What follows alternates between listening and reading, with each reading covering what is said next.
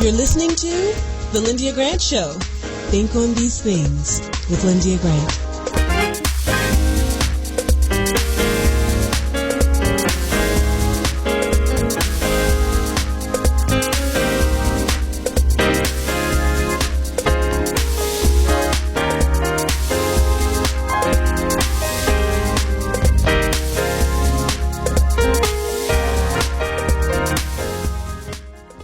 Well, good evening, Radio 1 listeners. Thank you for tuning in to the Lyndia Grant Show. It is Friday, December the 2nd, into the Christmas holiday season. So we are going to have a good show for you today. Our own Dr. Julianne Malvo is going to be here, and Dr. Gwyneth Ford Lacy. She is an author of a new book entitled Madam PhD. Are you there, Dr. Ford Lacy? I sure am. Thank you for having me, Lyndia. I'm so glad. This is my classmate from McKinley. We call ourselves Techites. We are Techites. And so I'll be talking to one. I hope you send it to all the classmates so they can hear the show today. Absolutely. All right. Dr. Julianne, are you there? I am here. How are you? I'm doing wonderful. Thank you. I just want to let people know, anyone who may not be familiar with Dr. Julianne Malvo, she's nationally known as an economist. She's a dean at Cal State Los Angeles. She's one of two past presidents of Bennett College, so she is an emeritus. There's a building named for her at Bennett. She has her PhD in economics, and she's a world traveler. In fact, she's in Chicago now attending a conference. She's the president of Push Excel, a youth organization founded by Reverend Jesse Jackson. So let's talk a little politics, Dr. Julianne. Of course. Well, first of all, I'm in Evanston, Illinois, where for the second year in a row, we're having a symposium on local reparations. Evanston, as many of the listeners know, because I talk about it often, is the first city in the United States to actually do local reparation. But sitting around the table, we have people from all over the country, from Boston, Asheville, North Carolina is the second city to actually formally begin a reparations program. I was able to drag Areva Barton, who is basically doing reparations for an area in California called Section 14, where in the late 50s and early 60s, they simply burned the black people off the land, just burned them off, and looking for repair for them. So that's what I'm doing here in Evanston. And there's a new movie called The Big Payback, which focuses on a young lady, Robin Ruth Simmons, who was a city councilor in Evanston until she got this reparations legislation through, and then she retired to, I don't say retired, but she chose not to run again to work on the reparations issue. So reparations is still in the news. Sheila Jackson Lee will be joining us this evening, and I'm very excited to be here. But meanwhile, the biggest news we have, Lyndia, if we want to look at this economy, is the economy. The unemployment rate has gone down. Has not. It stayed the same, which in some ways is like going down. The economy generated 263,000 jobs last month. That's a good number. Black unemployment rate is, let's see, what is it? It's roughly 5-point-something percent. The overall unemployment rate for everybody is 3.7, or whites is closer to 3. So, the inequality persists, but we do see a better job situation than we did some months ago. At the same time, all this joblessness is for some people, not joblessness, all this tight labor market may be fueling inflation. In other words, you hear people all the time saying they can't find workers. My line is, if you can't find any, then pay them. But the issue with many economists is if you pay more, then that's inflation, and prices will go up. And indeed, what we saw inflation do last month is go down a bit. We've been looking at 8%, 8.8%. Last month, November, it was 7.7%. So it's going down. What do we see? We see gas prices going down. Some of them back before the Russian invasion of Ukraine. We saw a big spike there. But also some of our food prices are going down. And that's one of the things that has been hitting a lot of low and moderate income households, is just the fact that food prices have gone up. So the unemployment situation looks better. But we are still concerned about inflation, and we have to be, because Jerome Powell, the chair of the Fed, has said that he expects to raise interest rates yet another half a point. We've seen interest rates rise this year so far by six times almost every month. So it's likely to happen again. So, but the economic situation is decent. I won't say it's great because people are concerned about recession and inflation, but the fact that the labor market is still expanding is very good news. Now, what is the other good news? Well, France and some of the other European countries have agreed that they will put a cap on what they pay for Russian oil, a cap of $60 per barrel. In other words, they made an agreement they can buy Russian oil. You know, it's cold and people really need energy, but they're not going to try to make Russia rich on the backs of the work they've already done. So the cap is very good news.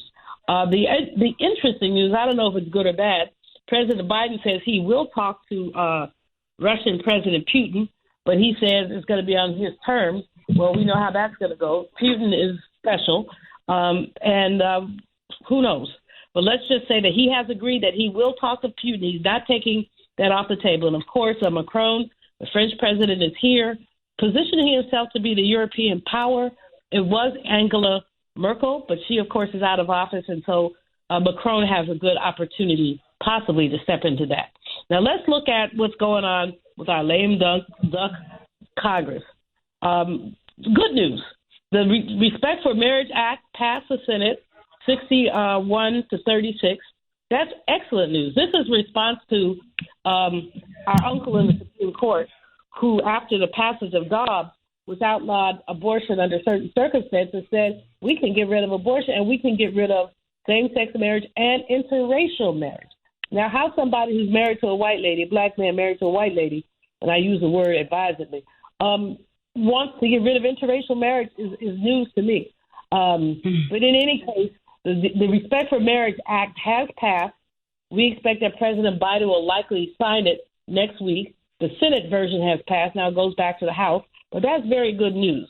The other good, well, it's mixed news. The Senate has agreed to postpone bargaining on the railway strike. This is why I say it's mixed news. President Biden has always been a strong supporter of organized labor. But in supporting these railway strike, postponing the railway strike, many see this as anti-union. And this means that President Biden is going against his base. And this is a problem. So, and this is a problem. But in any case, that's what's going on. This mixed Congress is likely to get a little bit done because both Democrats and Republicans do want to fund government, not for just a couple of months, but really through the year, because who knows what's going to happen with Marjorie Taylor Greene and some of those other radical Republicans. By radical, I mean radically conservative Republicans get themselves into the Kool-Aid. So we're expecting some things to take place, but if they don't do anything about budget, the government will shut down by December 16th. And we know that's probably not going to happen, but it's more important to get the lame duck Congress to pass a budget than to wait for the new Congress, because the new Congress is going to be very difficult to deal with. Everyone is saying that this new Congress is not going to be able to get very much done because it's so closely divided. Finally, President Biden has agreed or has suggested that South Carolina go first in the Democratic primaries, that South Carolina go before both New Hampshire and Iowa.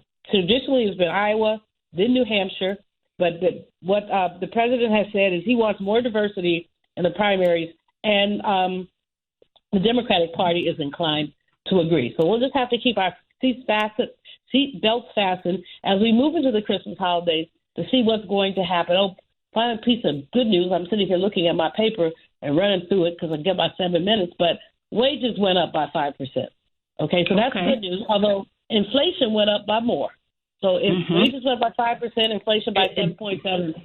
So you're in the hole, folks. If you're in the hole by 2%. That's all right. Well, thank you. Say hi to the folks down there. I saw you in Congress testifying about the group that you're with, and it's good work that you're doing. Thank you so much, and have a great, successful weekend. Thank you. I appreciate you. Take care. All right.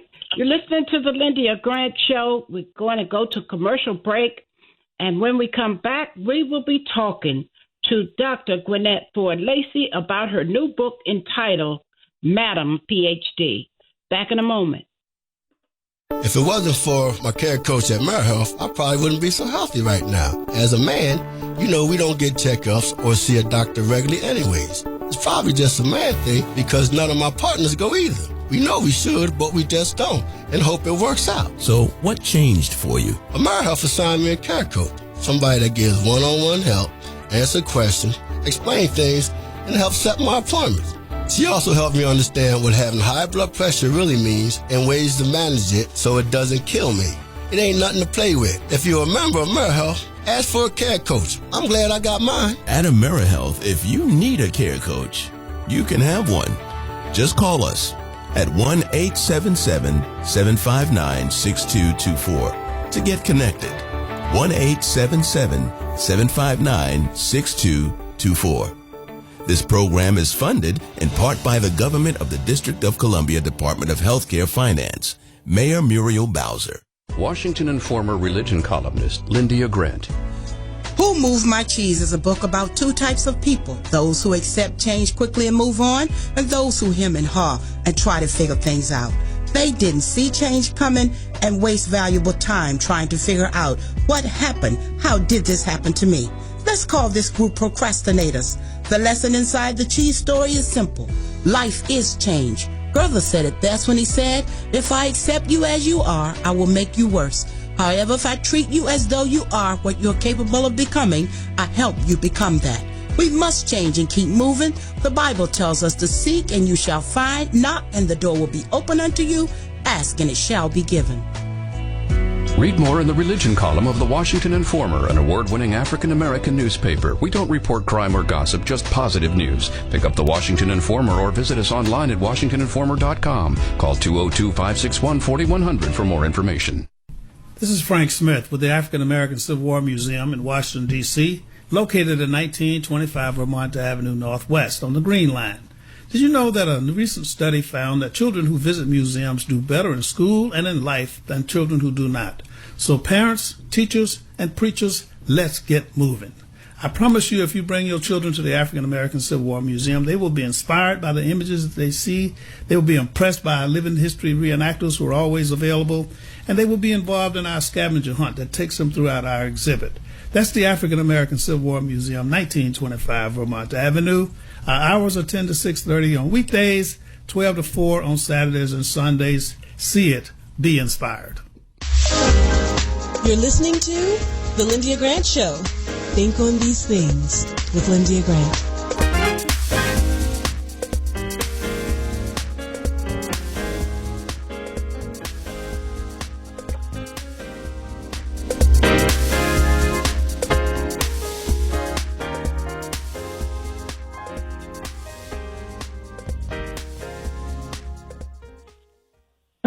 All right, and we are back. You're listening to the Lyndia Grant Show. We're going to now go to our second guest, Dr. Gwinnett Ford Lacy. Are you there, Dr. Lacy? I sure am. How are you this evening? I'm doing great. I'm going to do a shorter bio on you. I was going to do it all, but we can just talk because I want to use the time. First of all, she's a techite. She was a cheerleader at McKinley Tech. Probably didn't know my name when I was there, but that's okay. We all love to enjoy. Dr. Gwinnett Ford Lacy grew up in inner city Washington, D.C. at the graduating magna cum laude from Lincoln University in Pennsylvania. She got married and worked as an auditor for the federal government. She earned an MBA and PhD at the University of Wisconsin-Madison, eventually becoming the first African-American female PhD. As a young Black girl struggling amid the trappings of inner city Washington, D.C. to overcome a broken home and attempted sexual assault and relentless bullying, she became determined to survive and succeed despite her background, gender, and the color of her skin. In an intimate retelling of her personal story, when you pick up Madam PhD, you will be able to get all of the details. I'm going to stop with that because I want to go ahead and get started so that we can talk about the book some a little bit. Talk to us today Dr. Gwinnett, about where you did, how you grew up, and what school was like for you in the elementary school. Okay, Lyndia, you can call me Gwinnett or Nettie, as I was called back in the day. All right. Brad McKinley. Well, yes, I am a native Washingtonian, so my story is a D.C. story. And a lot of people either migrated or moved to Washington later. We have politicians who go and come. But I'm one of the few who can say I was born and raised in Washington. Not a lot of us, but we're proud of that. We even have T-shirts that say born and raised. I know Washington. That's right. I grew up in an area called Kingman Park, which was 2 blocks from RFK Stadium. It wasn't RFK Stadium when it was built. I actually watched it be built from my bedroom window. And it was the Washington Stadium first. And then later, when RFK was assassinated, they changed the name to RFK. Well, why do I say that? In the book, I talk about growing up in Washington and how national and local events affected my life, as well as other Native Washingtonians. So I pull out several incidents that happened nationally and how it affected my life. First of all, we grew up after Brown versus the Board of Education, if you know, Lyndia. We were the wave of children that came along after that. However, I went to D.C. public schools, and they were supposed to be integrated, but in Washington, we walked to school. We went to school in our neighborhood, and if your neighborhood was black, your school was black. I also had mostly black teachers. Back in the day, as they say, very, very smart people who graduated from college because of the lack of jobs in other industries. A lot of your brilliant educators came out of HBCUs, and they taught. So we had fantastic teachers at both my elementary all the way through, and as you know, in McKinley, we had some fantastic teachers. So I went to Henry T. Blow Elementary, had fantastic teachers there. But then they closed the school. They tore it down to be rebuilt. And I moved to a school further away from the stadium where I had to walk a good distance. And that's where the bullying started. As you know, we had the track system in Washington, and they tested us all the time to figure out what track you belong in, honors, college prep, or basic, or whatever. And after one of the tests, the bullying started for me. I tested very high.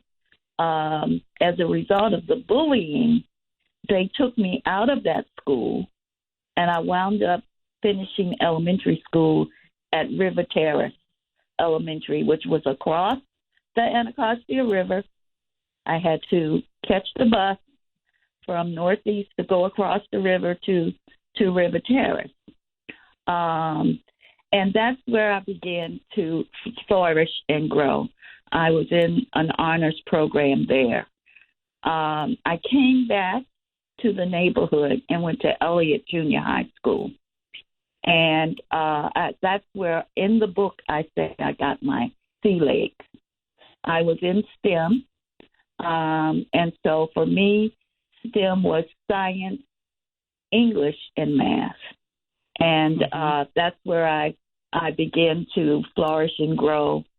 And from there, my family moved to Anacostia. So when I started McKinley, I was living in Anacostia, which was... Who would have thought it? Because nobody ever knew it. But I want you to go, so we won't run out of time, I want you to talk about who influenced you and what influenced you to write this book. Well, the influence certainly started with going to public schools in Washington. While I was at Elliott, they sent a group of us to Howard University to take a writing class. And I met Toni Morrison. And that's where my love for writing began. Then I went to Lincoln University, which had been all male. And your previous guest, Dr. Malvo, talked about being an economist. When they started to take girls at Lincoln, they co-educated the school, but they didn't co-educate the curriculum. So I, too, majored in economics, took a lot of math and accounting. And you mentioned accounting in the introduction. I came home and I worked for the federal government in accounting. Then I went to the University of Wisconsin, where I got my MBA and PhD. Now, coming back to Washington, I took a job at Howard University, and my colleagues encouraged me to write the book. Out of the School of Business where I worked, I was the only female faculty member who was a native of Washington, D.C. And I would say something funny or tell a funny story about D.C., and they would say, where did that come from?